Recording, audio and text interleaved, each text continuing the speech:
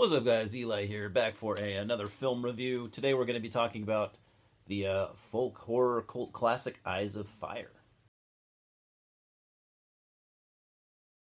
Eyes of Fire came out in 1983, also known as Cry Blue Sky. I would describe it as a period piece with elements of fantasy and folk horror.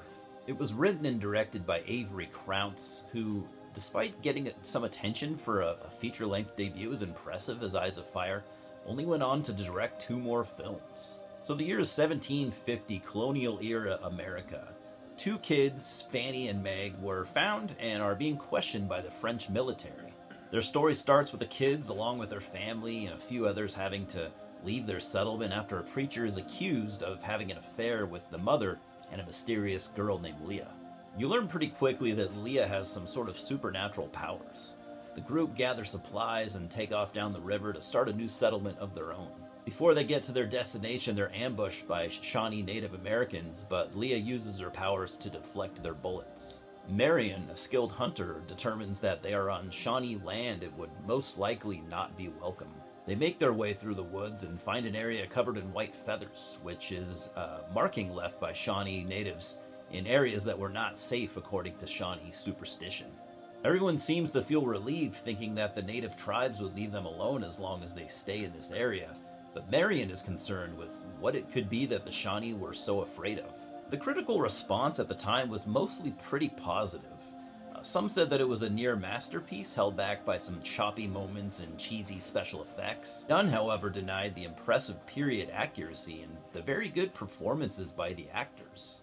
Now, I'm no expert, but I didn't find the visual effects particularly cheesy, especially considering the time that it came out and, the budgetary limitations. I mean, to me, it looks like a movie that came out in 1983.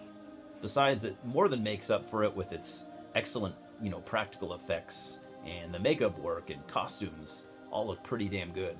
I wouldn't call this movie particularly scary, but it does have creepy moments, and there is always a certain aura of dread that is pretty undeniable.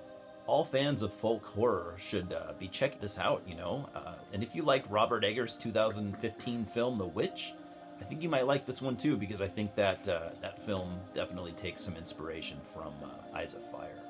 Eyes of Fire was originally released on VHS in 1987 by Vestron Video. It didn't see a DVD and Blu-ray release until 2021, when Severin Films handled all that. You can also get this in a 20-film folk horror box set by Severin. I haven't seen that yet, but my credit card is at the ready as soon as I find it. All in all, I can definitely recommend this film to pretty much anyone into horror, fantasy, or just obscure cinema in general.